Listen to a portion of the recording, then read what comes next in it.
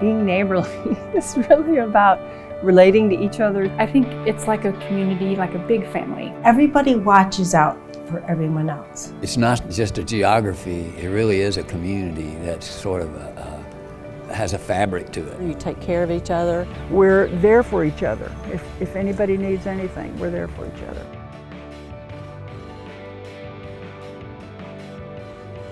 I've lived here over half of my life, and I really can't imagine not having the support and the community and the family feeling that I have here.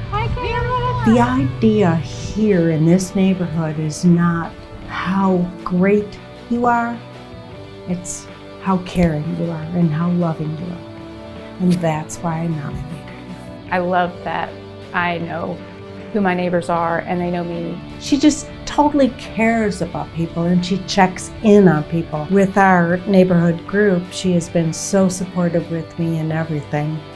And I appreciate you, honey. It's just how I was raised, you know, love your neighbor, whatever that looks like.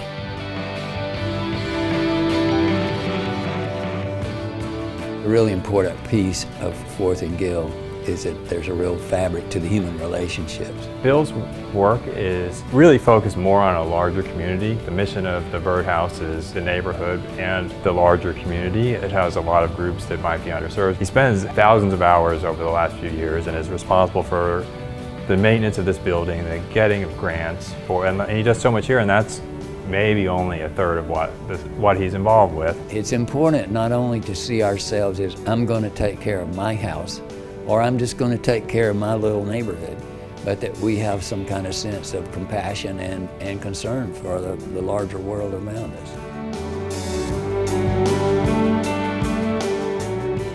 Everybody knows everybody here. The neighbors are close, they want to help each other. There's a lot of support within the neighborhood, especially with kids, looking out for them as they get to school. When somebody is walking the kids to school, more kids are showing up to school. I'm a long residing resident from out here.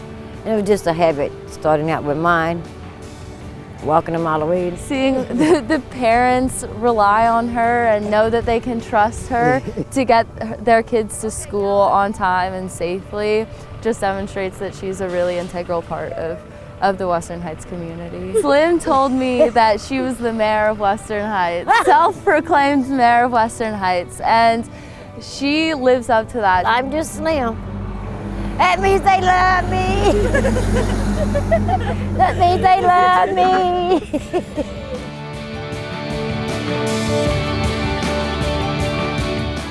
I was actually born and raised in Mechanicsville. It's very family oriented, but out here, like, everybody knows everyone. The community comes together when things happen. We did a fundraiser here and some of the people came out and they were like, I haven't laughed in so long and I really needed this. So to be able to see that, it, like I said, chills down my spine to be able to hear those testimonies. The way she makes everything feel homey. When everybody came in, it was like, even if you didn't know this person, there was so many people just laughing and joking that it was so inviting that you had to have a good time. Being able to have these events and bring these people out and see these people and know what's going on in their lives and knowing how we could help, how we could make a difference. Her enthusiasm and her willing to do anything and everything for everybody out here. That's our goal, is to get everybody to come out, open their doors, and you know, feel welcome to the neighborhood.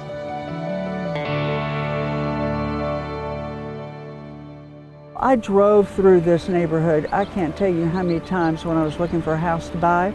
All the houses, they're different. It's just a beautiful, beautiful place, and so are the neighbors. For years there was a Pizza Hut here, and it really was just an eyesore.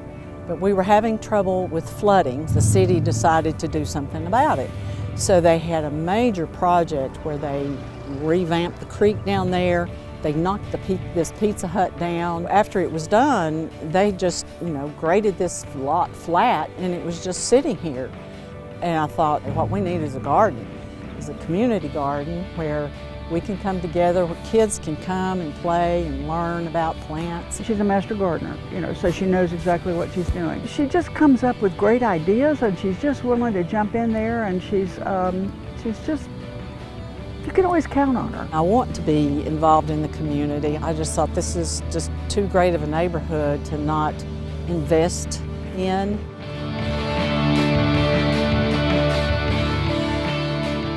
Fourth and Gill is special. The diversity of the houses, the diversity of the neighbors, it's just a wonderful, great place to live. Scott's been a really important driving force behind many initiatives. The traffic calming has been an important initiative that everybody recognizes. By devoting your skills and talents in multiple ways led to several improvements within the neighborhood. Also raised people's attention that, hey, you're driving through a neighborhood with kids and please slow down. You've been a very consistent force for over a decade here. And Scott has devoted a lot of his personal time to, for the betterment of the community. I love this neighborhood so much, and I see everybody else working so hard, and I want to do my part. It's great to know everybody and appreciate everybody for who they are.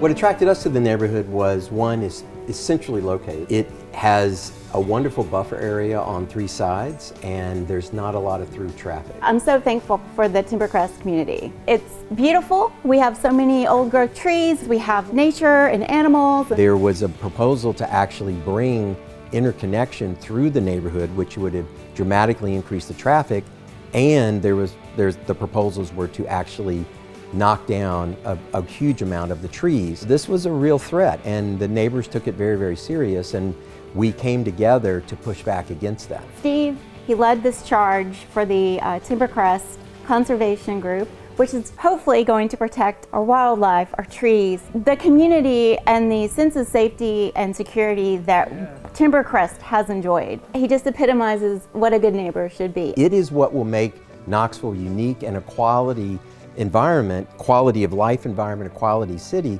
if we protect places like this.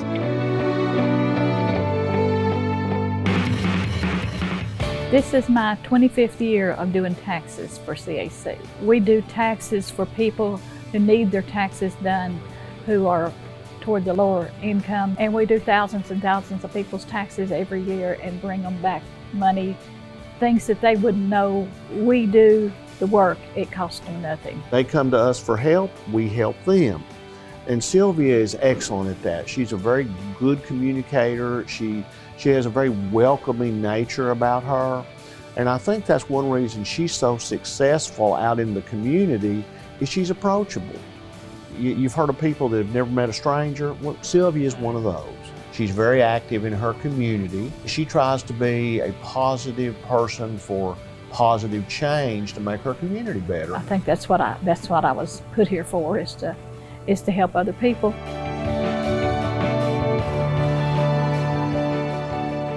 I think Western Heights is a great community. We started this program last summer.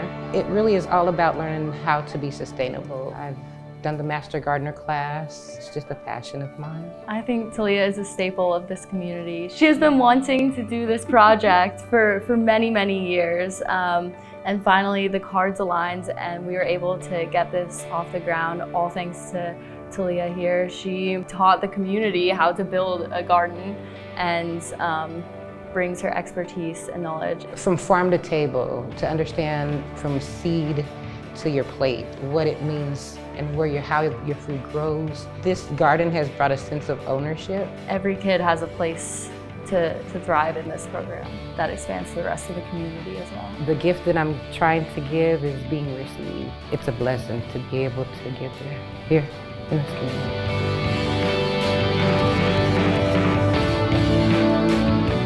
People want to live here because it's still downtown, but it's quieter. Like, you can get away from the hustle and bustle, but you can get as involved as you want to. Val is able to really talk to anybody and make them feel very comfortable very quickly. If I know somebody and I'm talking to somebody and somebody else comes up, I make sure they know each other. When we first moved here, I noticed this strip of dirt. And so I thought, I had a huge garden where I had lived, and I thought, let's just try this from my condo window with Dixie cup flowers. Put them in and people got excited and it took off.